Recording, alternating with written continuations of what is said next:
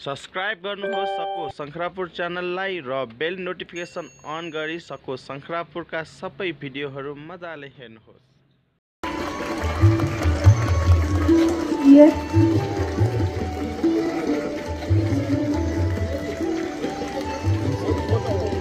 अलि जोरदार ताली बजाइदिनु न, म हार्दिक अनुरोध गर्दछु। सबैले ताली बजाइदिनु होला। हाम्रो जोगमेर ज्यूले सबै सूक्ष्म उपस्थिति भएर हामीलाई रातो र चन्द्र सूर्य जङ्गी निशान हाम्रो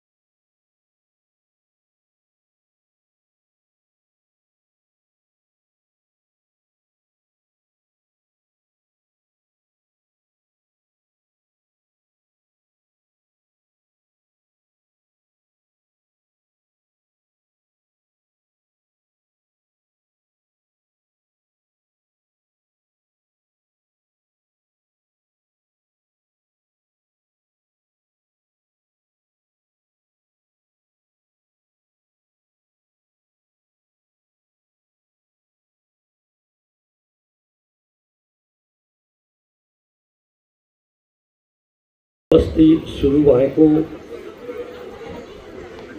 यो काठमाडौँ उपत्यकाको अलि हाइटमा परेको मणिचुक लगायत त्यसको तल्लो भेगमा जुन बज्रेली मन्दिर अहिले अवस्थित छ त्यहाँलाई गुम्बिहार भनिन्छ। त्यो गुम्बिहारमा नै यतातिरको शिक्षाको प्रादुर्भाव भएको देखिन्छ।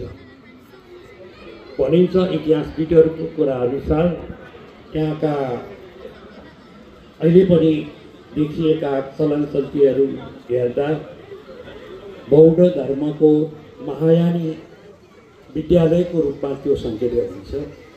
अहिले पनि तपाईँहरूलाई यो साँखुवासीहरूलाई याद छ, त्यहाँ दिनको 3 पटक धर्म धातु बजाउने गरिन्छ।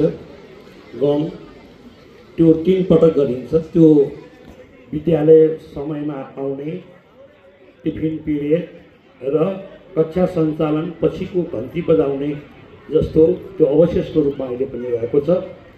र महायानी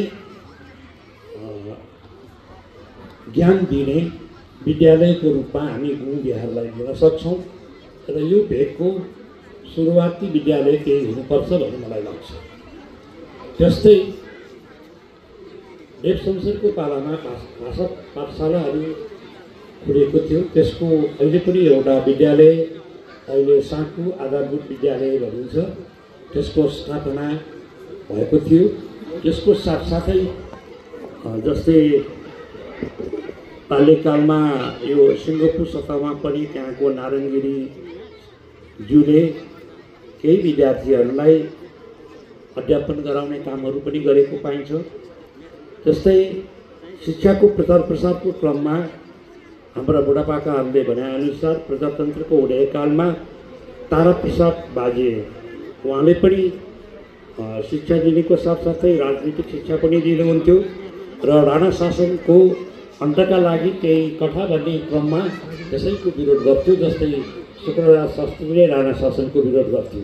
त्यसरी पनि शिक्षाको प्रादुर्भाव साँखुमा हुँदाहुँदै र राणा शासनको विरोध गर्ने क्रममा शिक्षा दिनुपर्छ, शिक्षा नदिकन राणा शासन अन्त्य गर्न सकिँदैन।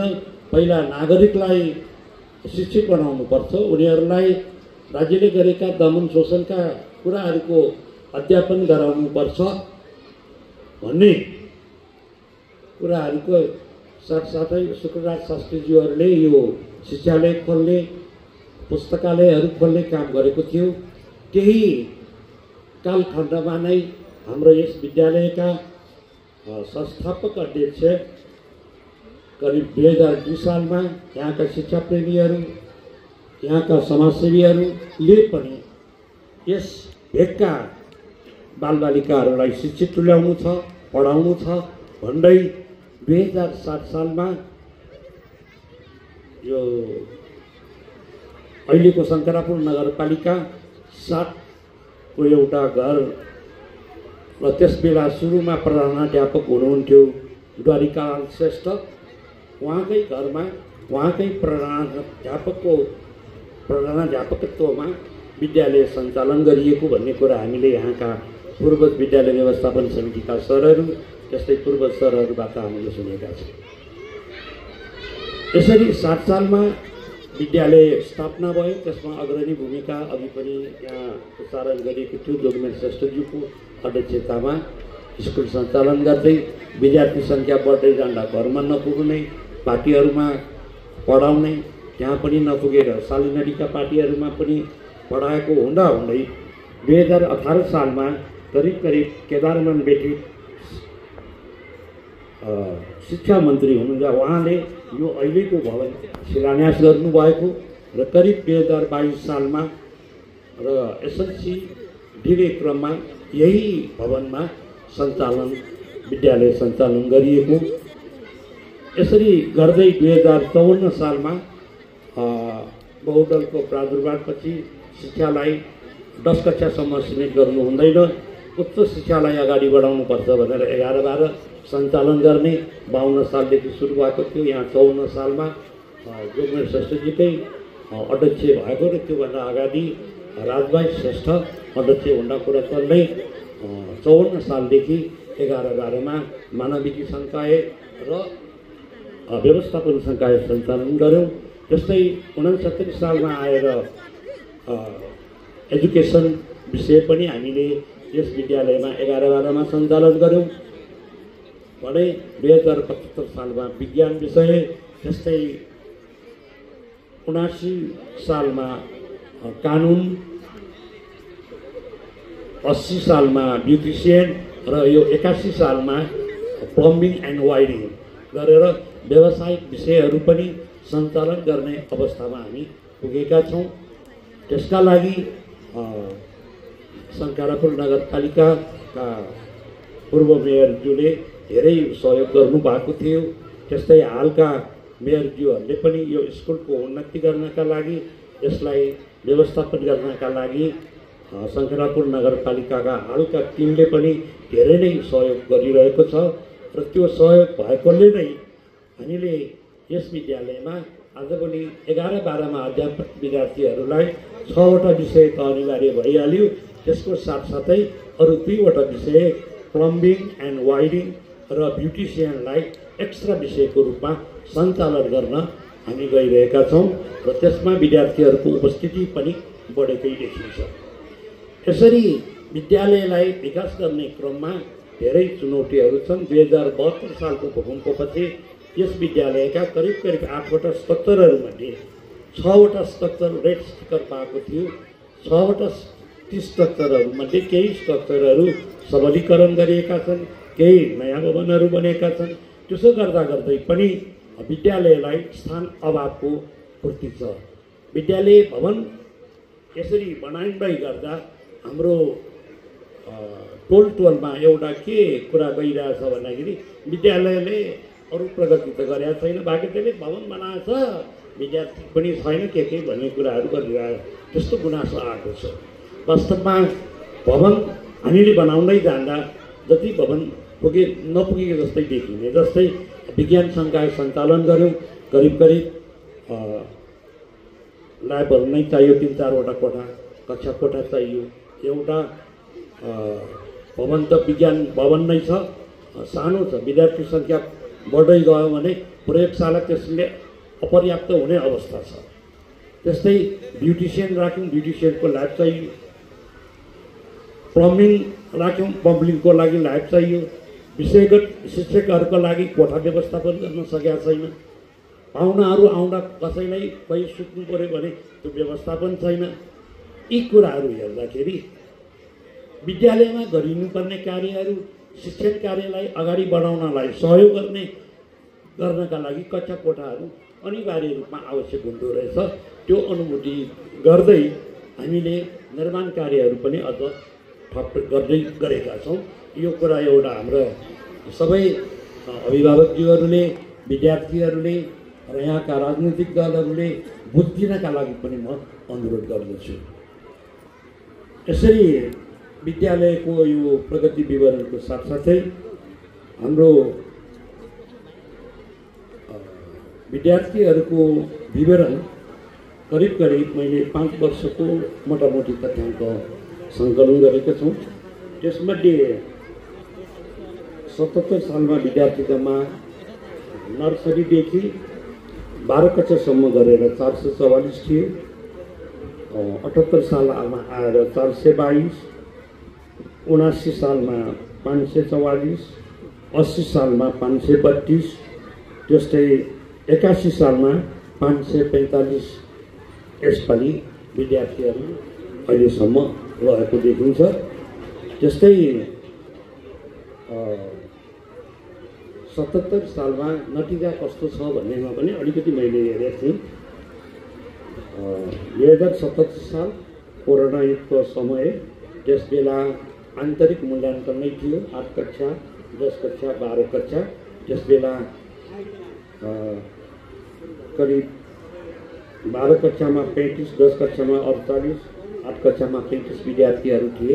सबैले सफलता हासिल गर्नुभएको थियो। त्यस्तै 78 सालमा 12 कक्षामा जम्मा 92.68% पास भएको पाइन्छ। 10 कक्षामा 89.47% र 8 कक्षामा 100%। त्यस्तै 69 सालमा 12 कक्षामा 92.73%, 10 कक्षामा 100%, 8 कक्षामा 85.11% विद्यार्थीहरू उत्तीर्ण भएका थिए। 80 सालमा कक्षा 12मा जम्मा 73 विद्यार्थीले जाँच दिएका थिए। नम्बर अफ स्टुडेन्ट भर्ना 75 थियो। 2 जनाले कमै भरेन। 73 जनाले जाँच दिए। 73 जना नै पहिला धेरै विद्यार्थी पास भए, पछि पूरकमा 7 जना विद्यार्थी गरेर सबै विद्यार्थीहरूले उत्तीर्ण गरेको अवस्था छ। 10 कक्षामा 78.38%, कक्षा 8मा 54% पास भएको तथ्याङ्क देखिन्छ। र यसरी विद्यालयको विद्यार्थी नतिजा हेर्दा पनि अझ धेरै सुधार गर्नुपर्ने कुराहरू देखिन्छ। त्यसका लागि हाम्रा विद्यालयका शिक्षकहरूको सहयोग पनि पाएका छौँ र त्यो सहयोगलाई अझ बढी आफ्नो दायित्व पुरा गर्दै अझ रिजल्टलाई अगाडि बढाउनका लागि हामी टिमवाइज अगाडि गइराखेका कुरालाई तपाईँहरूलाई जानकारीको रूपमा म व्यक्त गर्दछु। यति भन्दै म यो अब आर्थिक प्रतिवेदन 2079-80 को अडिट रिपोर्ट म प्रस्तुत गर्दैछु। पहिला वास्ट्राटमा यस्तो छ। पुँजी कोष 3,55,20,455। यस वर्षको बचत, त्यस 79-80 को बचत 28,25,562 रुपियाँ 16 पैसा। भुक्तानी दिन बाँकी 65,000। जम्मा 3,83,46,17 रुपियाँ 83 पैसा। बैंक तथा नगद मौजात सम्पत्ति विवरणमा बैंक तथा नगद मौजात 21,64,236 रुपियाँ 13 पैसा। सम्पत्ति आय यथा 3,61,81,781। जम्मा 3,83,46,17 रुपियाँ 83 पैसा। त्यस्तै भागेदै माने विद्यालयको 79-80मा आय व्यय विवरण यस प्रकार छ। आन्तरिक स्रोत बिहानी कक्षाबाट 11,33,500। आन्तरिक स्रोत दिउँसोबाट 25,90,049 रुपियाँ 95 पैसा। नगरपालिकाबाट निकासा 63,21,251। बागमती प्रदेशबाट निकासा 19,97,760। जम्मा 1,20,42,560 रुपियाँ 95 पैसा। त्यस्तै खर्च विवरण तलब पट्टा तथा कर्मचारी सञ्चय कोष 25,98,214। विद्यालय सञ्चालन खर्च 29,29,195 रुपियाँ 49 पैसा। कार्यक्रम खर्च 1,54,740, राजकत्ती 28,14,04 रुपियाँ 30 पैसा, मर्मत सम्भार 60,845, ट्याक्सी भुक्तानी 6,60,000। यस वर्षको बजेट अथवा 79-80 को बजेट 28,25,562 रुपियाँ 16 पैसा, जम्मा 1,20,42,560 रुपियाँ 95 पैसा। यस वर्षमा यो बचत बढी देखिएको छ, तर वास्तवमा त्यो भवन निर्माणका भुक्तानी बाँकी भएको हुनाले त्यो देखिएको हो। यो कुरा पनि जानकारी गराउँदछु। यसरी विद्यालयले हाम्रो प्रयासमा हाम्रो विद्यालयको टिम, विद्यालय व्यवस्थापन समिति, जस्तै शिक्षक उपभोक्ता सङ्घ, शिक्षक अभिभावक सङ्घ, हामी शिक्षकहरू विद्यार्थीहरूको सामूहिक प्रयासमा यति प्रगति विवरण मैले पेश गरेँ। यसलाई अझ हामीले प्रगति गर्नेछु भन्ने भरोसा दिँदै त्योभन्दा अगाडि आज सम्माननीय हाम्रो नारायण प्रसाद दाहालजी आइराख्नु भएकोले स्कुलमा यी जति कार्यक्रमहरू गर्दै पनि अभावहरू खड्किँदो रहेछ र सामुदायिक विद्यालयमा तपाईँहरूकै सहयोगहरू पाइयो भने अझ यसको उन्नति प्रगति हुने कुरालाई मनन गर्दै केही कार्यक्रमहरू तपाईँहरूबाट राखिदिनु हुनका लागि अनुरोध गर्दै म तपाईँहरूबाट बिदा हुन्छु। धन्यवाद।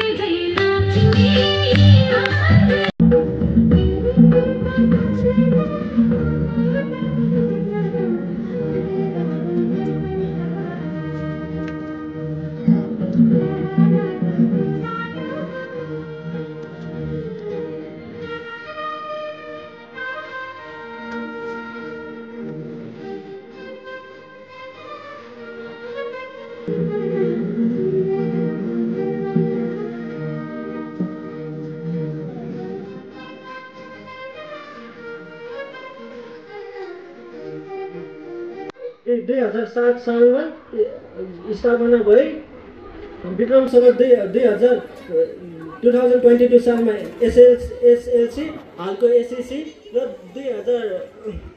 2054 सालमा 11-12 मा र 2075 सालमा विज्ञान र हाल व्यवस्थापन, कानुन, कम्प्युटर विज्ञान तथा साइन्सको अध्ययन गराइन्छ। यस विद्यालयको थप कुरा चाहिँ कक्षा 9 देखि नै अहिले हामीलाई विज्ञानमा सहज होस् भनेर कक्षा 9 देखि नै अप्सनल साइन्स थप्नु भएको छ हाम्रो हेड सरले। हाम्रो हेड सर एकदमै दूरदृष्टि व्यक्तिको रूपमा मान्न सकिन्छ।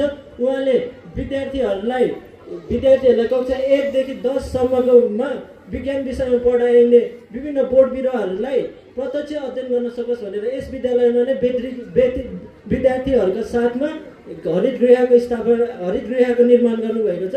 यसमा केही वर्षमा कक्षा 1 देखि 10 सम्मका सम्पूर्ण बोट बिरुवाहरू त्यहाँ उपलब्ध गराइनेछ। यसका साथै शङ्खरापुरमै विज्ञानको अध्ययन गराइने र यस विद्यालयमा नगरपालिकाकै सुविधायुक्त कम्प्युटर ल्याब, साइन्स ल्याब र लाइब्रेरीको व्यवस्था रहेको छ। यस विद्यालयको उद्देश्य भनेको विद्यार्थीलाई पास बनाउने मात्र होइन, विद्यार्थीलाई क लेख्नसम्म बनाउने हो। यस नगरपालिकाका प्राय विद्यालयमा विद्यार्थीलाई छान्ने र माथिल्लो कक्षामा पुर्याउने व्यवस्था रहेको छ। तर यस विद्यालयले हरेक विद्यालयबाट फालिएको विद्यार्थीहरूलाई पनि केही सिकोस् भन्ने उद्देश्यका साथ हरेक विद्यार्थीहरूलाई भर्नाको उपलब्ध गराएको छ। यो विद्यालयको मुख्य र महत्त्वपूर्ण उद्देश्य भनेको नै यही हो, हरेक विद्यार्थी शिक्षाको उज्यालो घामबाट वञ्चित हुन पाइने छैन। यसका लागि विद्यालयको सम्पूर्ण व्यवस्थापनका सदस्य, गुरुवर्ग र प्राध्यापकलाई म हृदयदेखि नै धन्यवाद दिन चाहन्छु। यसका साथै शिक्षालाई किताबीय ढङ्गभन्दा प्रयोगात्मक ढङ्गले अगाडि बढाउनुपर्छ भन्ने हाम्रो विद्यालयको सोच हो। कोही विद्यालय खेलकुदमा, कोही साहित्यमा, कोही नृत्यमा तथा कोही सङ्गीतमा अब्बल हुन्छन् र उनीहरूले आफ्नो भविष्य त्यही विषयतिर नै देखेका हुन्छन्। त्यसैले हाम्रो विद्यालयले हरेक शुक्रबार यस्ता कार्यक्रमहरू समावेश हुने गरी कहिले फुटबल, कहिले कविता प्रतियोगिता, कहिले भलिबल, कहिले नृत्य प्रतियोगिताहरू गर्दै आएका छन्। यसले गर्दा हामी र हाम्रो विद्यार्थीहरूको मनोबल वृद्धि हुँदै गइरहेको छ। यसका साथै अब विद्यालयको म यस विद्यालयमा विगत 6 वर्षदेखि पढ्दै 6 वर्ष भइसकेको छ। यस 6 वर्षको अन्तरालमा मैले आफूमा धेरै नै फरक पनि पाएको छु। यहाँका गुरुवर्गहरूको प्रेम र उहाँहरूले दिने प्रोत्साहनले नै आज म यहाँ उभिएर हजुरहरू सामु यसरी बोल्न सक्ने व्यवहारको विकास भएको छ र उहाँहरूकै कारण आज म यस नगरपालिकामा नै सर्वश्रेष्ठ नतिजा ल्याउन सम्भव भएको छ। यसको श्रेय हाम्रो गुरुवर्गहरूप्रति नै गएको मैले व्यक्तिगत रूपबाट भने। जोरदार ताली बजाइदिनु होला। त्यसै गरी कक्षा 1 बाट रेवन्त जाउँ भण्डारीज्यूलाई प्रथम स्थान हासिल गर्ने रेवन्त जाउँ भण्डारीज्यूलाई स्टेजमा आमन्त्रण गर्दछु। उहाँलाई प्रमाणपत्र प्रदान गरिदिनु न म मेयर साहबलाई हार्दिक अनुरोध गर्दछु। कक्षा 1 बाट कक्षा 2 मा पदोन्नति भएकोमा भाइलाई प्रिन्स गोले भाइलाई स्टेजमा आमन्त्रण गर्दछु। उहाँले 3य स्थान हासिल गर्नुभएको छ। प्रिन्स गोले।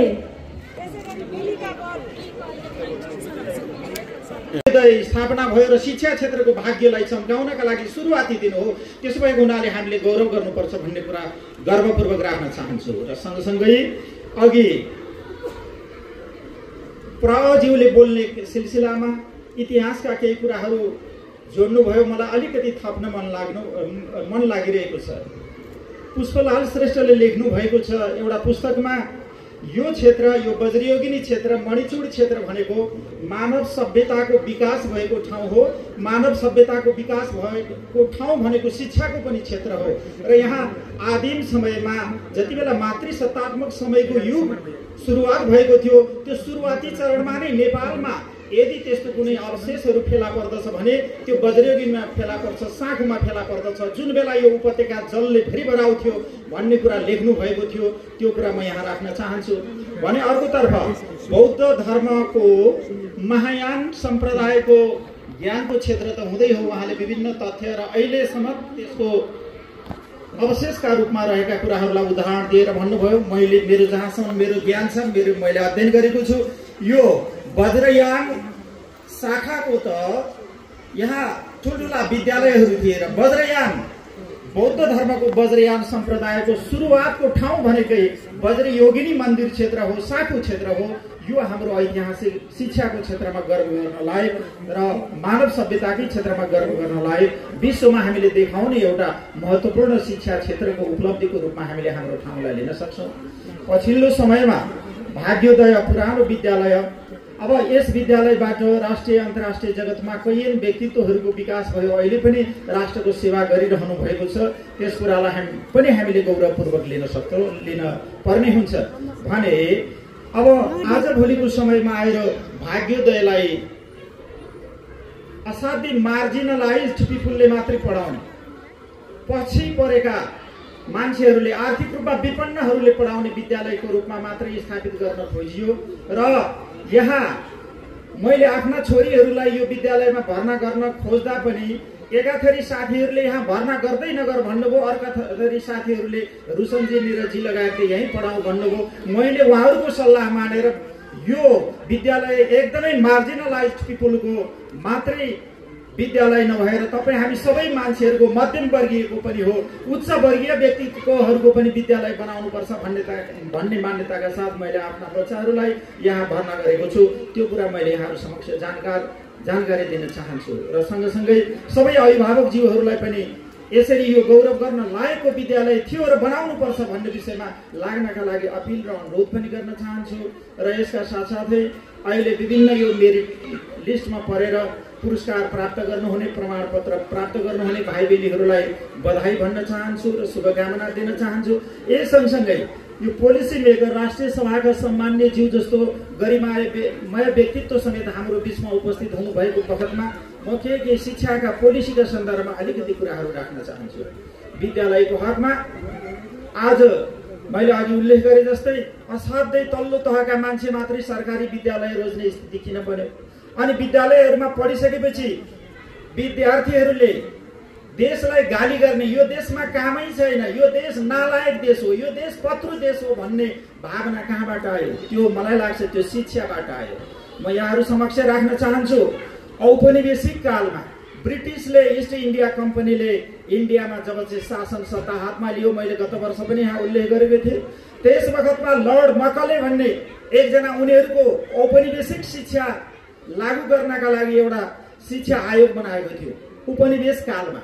र लर्ड मकलेको नेतृत्वमा उनी बेलायतको हाउस अफ द लर्डका सदस्य थिए र उनले इन्डियामा कस्तो शिक्षा लागू गर्ने भन्ने सम्बन्धमा एउटा पोलिसी बनाए र त्यो पोलिसी अन्तर्गत इन्डियामा र जहाँ जहाँ उपनिवेश छ त्यहाँ त्यहाँ यस्तो शिक्षा नीति बनाउनुपर्छ जुन शिक्षा नीतिले गर्दाखेरि तिनीहरू सबै हाम्रा दास हुन्, तिनीहरूको मानसिकताबाटै उनीहरूलाई समाप्त गर्न सकियो र हाम्रा नोकर चाकर बनाउन सक्ने खालको शिक्षा हामीले दिनुपर्छ भनेर एउटा पोलिसी बनाउनु भएर ब्रिटेनको हाउस अफ लर्ड्समा त्यहाँको चाहिँ संसदमा राष्ट्रिय सभामा उच्च सभामा उहाँले बोल्नु भएको छ।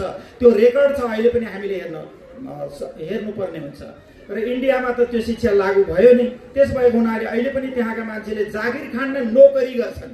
तपाईहरूले सुन्नुभएको होला, किनकि अङ्ग्रेजहरूले नोकर बनाउनका लागि तयार पारिदिएको शिक्षाले उनीहरूलाई नोकर बनायो। त्यति मात्रै होइन, त्यसो मात्रै भए त हुन्थ्यो नि, साउथ एसियाभरि नै लर्ड मकलेले दिएको जुन शिक्षाको पोलिसी छ त्यो पोलिसी लागू गर्नका लागि अरू देशहरूले नकल गरे। नेपालले पनि 2028 सालमा शिक्षा नीति बनाउँदा विभिन्न नामका वुड्स आयोगहरू, विभिन्न आयोगहरू, कमिसनहरू त गठन भए, तर तिनले नकल गरे भनेको लर्ड मकलेको शिक्षा नीतिलाई नकल गरेर बनाएको छ।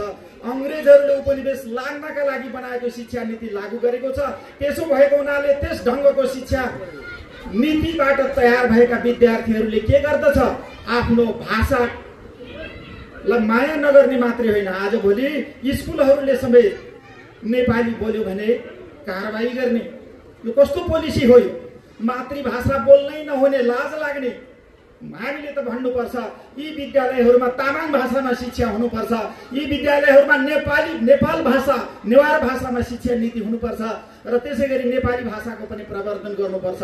यो अरू भाषाहरूको त कुरै छोडिदिनुहोस्, नेपाली भाषा समेत लोपोन्मुख अवस्थामा गइरहेको छ भनेर एकजना डेनमार्कका भाषा वैज्ञानिकले एउटा इन्टरभ्यू दिनुभएको छ। हजुरहरूले खोजेर हेर्नुभयो भने अहिले पनि भेट्न पाइन्छ, युट्युबहरूमा भेटिन्छ। नेपाली भाषा समेत लोपोन्मुख बनाइएको छ। भाषा सँगसँगै शिक्षा, विभिन्न किसिमका ज्ञानहरू लोप हुन्छ। भाषाको लोप हुन सँगसँगै संस्कृतिको लोप हुन्छ। भाषाको लोप हुन साथसाथै आफ्नो अस्तित्वको समेत समाप्ति हुन्छ। त्यस अस्तित्व समाप्त हुने दिशातिर यो अहिलेसम्म कायम भएको नेपालमा विभिन्न किसिमका राजनीतिक परिवर्तनका लागि हामी उठ्यौँ, योगदान गर्यौँ, तर शिक्षा नीतिका लागि अहिले आवाज उठाउनु पर्ने जरुरी छ। राजनीतिक परिवर्तन भए तापनि शिक्षामा भने जस्तो परिवर्तन भएको छैन भन्ने अनुभव मैले बेला बखतमा गर्दै आएको छु र मञ्च पाउँदा शिक्षाको बारेमा बोल्दा यो विषयमा जोडदार ढङ्गले राख्ने पनि गरेको छु। आज संयोगले सम्माननीय जो हुनुहुन्छ, यो मेरो मात्रै आवाज होइन, सम्पूर्ण नेपालीको आवाज बन्नु पर्दछ कि अब बन्ने मैले सुनेको छु। मन्त्रालयले पाइपलाइनमा राखेको छ, ऐन बन्दैछ, नयाँ शिक्षा ऐन बन्दैछ र त्यो शिक्षा ऐन बन्दाखेरि नेपालमा विदेशीहरूको नोकर बनाउने शिक्षा नीति होइन, नेपालीहरूलाई आफ्नो देशको मालिक बनाउने शिक्षा लागू गरियोस् भन्ने कुरा जोरदार ढङ्गले नेपालीहरूको आवाज म सम्मानीय ज्यू समक्ष राख्न चाहन्छु। यसतर्फ उहाँको प्रेसर बन्नुपर्छ, यसतर्फ उहाँको ध्यान जानुपर्दछ। होइन भने हामीले जतिसुकै क्रान्ति गर्यौँ, राजनीतिक परिवर्तन गर्यौँ भने तापनि देश सबैभन्दा पछाडि पर्दै जाने, देशलाई माया नगर्ने यो ढङ्गको शिक्षा नीतिले हामीलाई सुख दिँदैन, चैन दिँदैन, आराम दिँदैन। त्यस भएको हुनाले शिक्षाले त हाम्रो जीवन बदल्नु पर्दछ, देश बदल्नु पर्छ, राष्ट्र बदल्नु पर्छ र यसका लागि शिक्षा जगैदेखि बदल्नु पर्छ, मान्छेको मनोविज्ञान बदल्नु पर्छ। यो बदल्नका लागि हजुरको योगदान महत्त्वपूर्ण हुनेछ भन्ने विश्वास मैले राखेको छु। र यस सँगसँगै म यहाँ केही कार्यक्रमहरूमा विद्यालयका शिक्षाका कार्यक्रमहरूमा जाँदा अन्तिममा भन्यो बोल्ने मान्छेहरूले सबै त्यो विकृतिको दोष शिक्षकलाई थुपारेर हिँड्छन्, शिक्षकलाई गाली गरेर हिँड्छन्। सर्पको खुट्टा सर्पले देखेको हुन्छ भन्छन्। म पनि पूर्व शिक्षक भएको हैसियतमा यहाँको पढाइलाई, यहाँको शिक्षालाई मैले राम्रोसँग निहालिरहेको छु। जे पाठ्यक्रम बनेको छ, जे करिकुलम बनेको छ, त्यसको आधारमा निहाल्ने र त्यसलाई लागू गर्ने सन्दर्भमा भन्ने हो भने यस विद्यालयका शिक्षकहरूले बडो लगनशील भएर बडो मेहनतका साथ काम गर्नुभएको छ। म यस ढङ्गले यसकारण उहाँहरूको एप्रिसिएट गर्न चाहन्छु, प्रशंसा गर्न चाहन्छु र उहाँहरू अझै लगनशील बन्दै जानुहोस् भन्ने आग्रह र शुभकामना पनि दिन चाहन्छु। र यो भाग्योदयलाई उठाउनका लागि तपाईँहरूको योगदान अझ धेरै जरुरी छ। अझ यसलाई गौरव दिलाउनका लागि तपाईँहरूको योगदानले मात्रै सम्भव हुन्छ र सफल हुन सकिन्छ भन्ने कुरा यहाँ राख्दै र त्यस पछाडि अब अर्को अन्तिममा म नेकपा एमालेको कार्यकर्ता पनि हो। हजुरहरूको बिचमा यो कुरा विज्ञ नै छ र अहिले नेकपा एमाले काठमाडौँ जिल्ला शिक्षा विभाग भनेर एउटा खडा गरेको छ।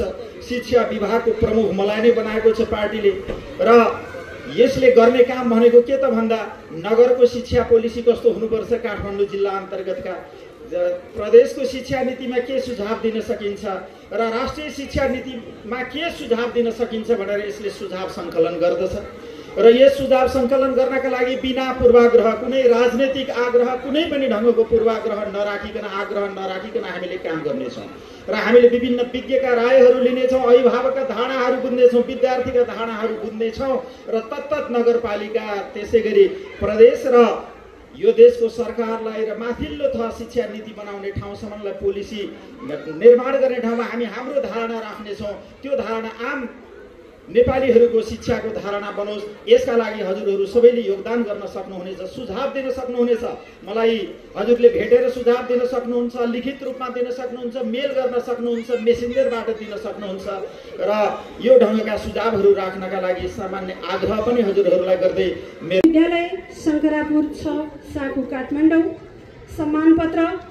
यस विद्यालयको 75औं वार्षिक उत्सवको अवसरमा विद्यालयको प्रगति र उन्नति सक्रिय भूमिका निर्वाह गर्नुहुने तपाईँ श्री राजेश दास श्रेष्ठज्यूलाई उत्कृष्ट निम्न माध्यमिक शिक्षक घोषित गरी ससम्मान यो सम्मान पत्र प्रदान गरिएको छ।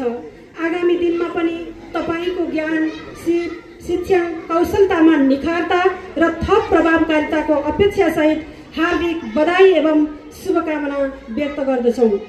रुसनबसी निमित्त प्रधान अध्यापक, भाग्योदय माध्यमिक विद्यालय, मधु केसी अध्यक्ष, विद्यालय व्यवस्थापन समिति, सम्माननीय श्री नारायण प्रसाद दाहाल प्रमुख अतिथि, अध्यक्ष, राष्ट्रिय सभा नेपाल सङ्घीय संसद सचिवालयको कार्यालय, सिंहदरबार काठमाडौँ, मिति 2081 7 महिना 14 गते।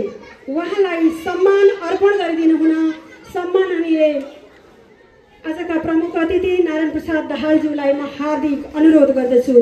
त्यसै गरी सम्मान ग्रहण गरिदिनु हुन राजेश दास श्रेष्ठज्यूलाई म हार्दिक अनुरोध गर्दछु।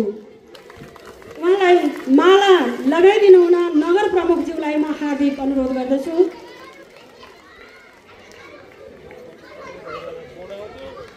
त्यसै गरी स्वागत बधाई मायाको चिनो प्रदान गरिदिनु हुन हामीलाई म हार्दिक अनुरोध गर्दछु। खै त ताली, शिक्षकहरूको सम्मानमा ताली त मेयर साहब हाम्रो सुवर्ण श्रेष्ठज्यूलाई म हार्दिक अनुरोध गर्दछु।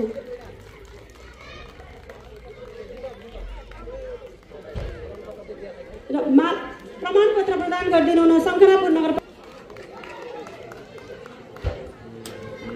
अनाउन्स गर्दाखेरि म एभरग्रिन उच्च माध्यमिक विद्यालयका प्राचार्य सँगसँगै शङ्करापुर प्याप्सनका अध्यक्षको रूपमा मलाई निमन्त्रणा गर्नुभयो। त्यसभन्दा पनि म तपाईँहरूलाई यो डासमा म यो विद्यालयको पुरानो पूर्व विद्यार्थीको रूपमा तपाईँहरूलाई चिनाउन चाहन्छु। सर्वप्रथम यस विद्यालयको 75औं जन्मोत्सव हीरक जयन्तीको उपलक्ष्यमा यस विद्यालयमा आफ्नो जीवन बलिदान गर्ने सम्पूर्ण ती मेरा सम्पूर्ण शिक्षकवर्गहरूमा म हृदयदेखि आभार व्यक्त गर्न चाहन्छु, सम्मान व्यक्त गर्न चाहन्छु। जो सरहरू यो पृथ्वीमा हुनुहुन्न, सम्भवतः मलाई लाग्छ उहाँहरूको यो सूक्ष्म शरीर यो वरिपरि सायद अहिले यहाँनिर हामीले महसुस गरिरहेका छौँ होला। सायद म उहाँहरूको सूक्ष्म शरीरलाई पनि हृदयदेखि आत्मादेखि सम्मान प्रकट गर्दछु र उहाँहरूले दिनुभएको शिक्षा, उहाँले दिनुभएको संस्कारको लागि म यो दासमा बसेर म हार्दिक आभार व्यक्त गर्न चाहन्छु। कुनै पनि देशलाई बिगार्नु छ, असफल बनाउनु छ भने त्यो देशको शिक्षा बिगार्दै पुग्छ। यो विद्यालय जहाँ हामीले आफ्नो जीवनको महत्त्वपूर्ण समय बितायौँ, 75औं वर्ष हामीहरूले यो विद्यालयको जन्मोत्सव मनाउँदैछौँ। दुर्भाग्य साथ भन्नु मलाई बहुत खुसी लाग्छ, यो विद्यालय 75औं वर्ष मनाइरहेको छ। यसमा हामी पार्टिसिपेट रूपमा छौँ, एकदम गर्व पनि लाग्छ। तर सँगसँगै देशका उच्च स्तरीय पदमा रहनुभएका सम्पूर्ण व्यक्तित्व अहिले यहाँ हुनुभएको कारणले गर्दाखेरि अन्यथा नमानिकन मैले पाप्सनको अध्यक्षको रूपमा भन्दा पनि पूर्व विद्यार्थीको रूपमा तपाईँले के कुरा राख्न चाहे। कुनै पनि देश, कुनै पनि संस्था, कुनै पनि शिक्षक संस्थाहरू 75 वर्ष भनेको एउटा ठुलो इतिहास बोकेको हुन्छ। हाम्रो समग्र शिक्षा प्रणाली कसो छ भन्ने खालको हेर्ने हो भने भागवती विद्यालय जो 75 वर्षदेखि यो ठाउँमा अनुरूपमा शिक्षा प्रदान गरेको छ, त्यो ठाउँलाई केन्द्रदेखि प्रदेश र स्थानीय निकायदेखिले अपहिट बनाएको मैले महसुस गरेको छु। यो अवस्थामा पुग्दाखेरि तपाईँहरूको मनमा कहीँ न कहीँ कतै न कतै अप्ठ्यारो हुनुपर्दछ। जति पनि प्रतिष्ठित व्यक्तिहरू यो क्षेत्रबाट जानुभयो, मलाई जहाँसम्म लाग्छ उहाँहरूको पनि ध्यान सम्भवतः पुगेन। यदि यति चाहिँ उहाँले तान दिने हो भने यो विद्यालयलाई कायापलट गर्न सकिन्छ। म तपाईँले भनौँ, एउटा गभर्मेन्ट स्कुलको विद्यार्थीलाई कक्षा 1 देखि 5 सम्म पुर्याउनको लागि सरकारले 5,800 रुपियाँ खर्च गर्छ। हाम्रो नजिकैको मेट्रोपोलिटन जहाँ महानगरपालिका छ, बालनले एउटा विद्यार्थीलाई 4,000 एडिसनल खर्च गर्छ, लगभग 10,000 पुग्छ।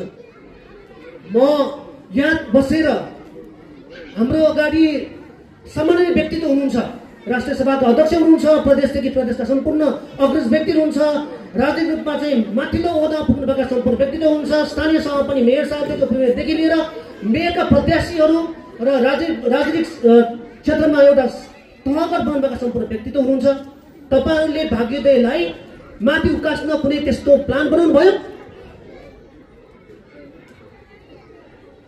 हामीहरू जब रिजल्ट आउँछ, रिजल्ट आउने बित्तिकै सबभन्दा पहिला विद्यार्थीलाई भन्दा पनि अरू भन्दा पनि शिक्षकलाई गाली गर्छ।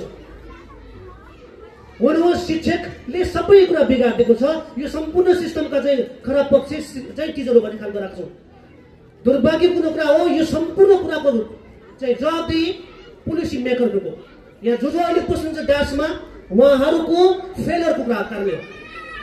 उहाँहरूको कारणले गर्दाखेरि शिक्षा क्षेत्रमा जति पनि प्रगति हुनुपर्ने प्रगति भइसकेको छैन। एउटा राष्ट्रले शिक्षा र स्वास्थ्यमा ठुलो लगानी गर्छ, तर दुर्भाग्य हाम्रो देशमा शिक्षा र स्वास्थ्य शिक्षामा सबभन्दा लोएस्ट बजेट चाहिँ खर्च हुन्छ। मिनिमम 20% बजेट चाहिँ शिक्षामा चाहिँ छुट्याउनु पर्छ भन्ने खालको हुन्छ।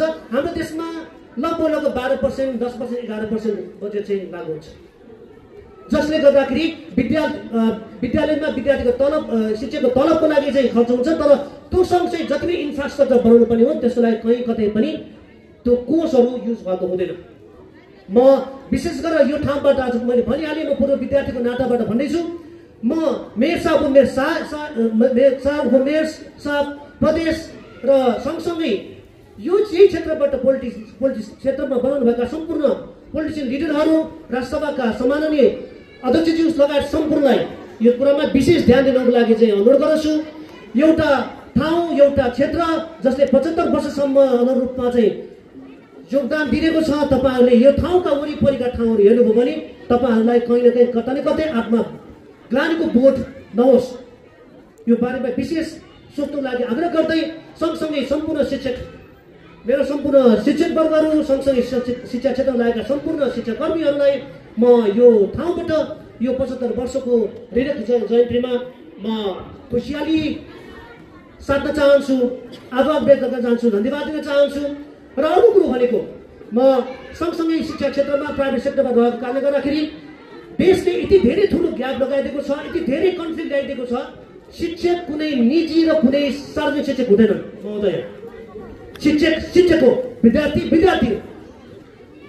कुनै निजी विद्यार्थी हुँदैनन्, कुनै सार्वजनिक विद्यार्थी हुँदैनन्। शिक्षक कुनै निजी शिक्षक हुँदैनन्, कुनै सार्वजनिक शिक्षक हुँदैन। शिक्षक हो यस देशको आमूल परिवारको लागि आफ्नो ज्ञान, आफ्नो एक्सपिरियन्स विद्यार्थीहरूमा ट्रान्सफर गर्नको लागि अधिक भएर लाग्ने व्यक्तित्व हुनुहुन्छ। त्यसकारण राज्यबाट जसरी भेदभावपूर्ण व्यवहार गरिन्छ निजी शिक्षक र सँगसँगै सार्वजनिक शिक्षक बन्द गरिन्छ, बन्द होस्। अब आउने शिक्षा ऐनमा यी कुराहरूको अन्त्य होस्।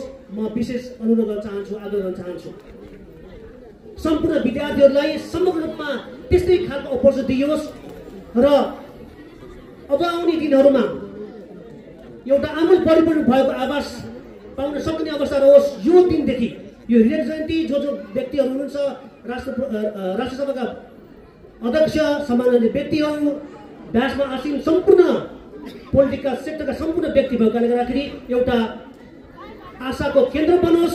आज जब भाषण चाहिँ अन्त्य हुन्छ यी व्यक्तित्वहरूबाट एउटा कमिटमेन्टको आश गरौँ कि भाग्योदय स्कुललाई एउटा नमुना विद्यालयको रूपमा स्थानीय सरकारबाट, प्रदेश सरकार र सङ्घीय सरकारबाट हामीहरू ओनरसिप लिन्छौँ भन्ने खालको कन्डिसन्स राखेको हामीले सुन्न पाऊँ र यो समग्र क्षेत्रमा शिक्षाको ज्योति अझ राम्रोसँग बोलोस्।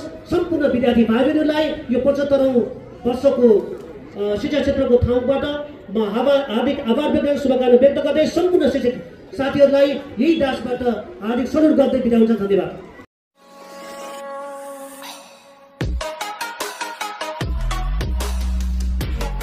For more updates, subscribe our channel, click the show link and enjoy the video.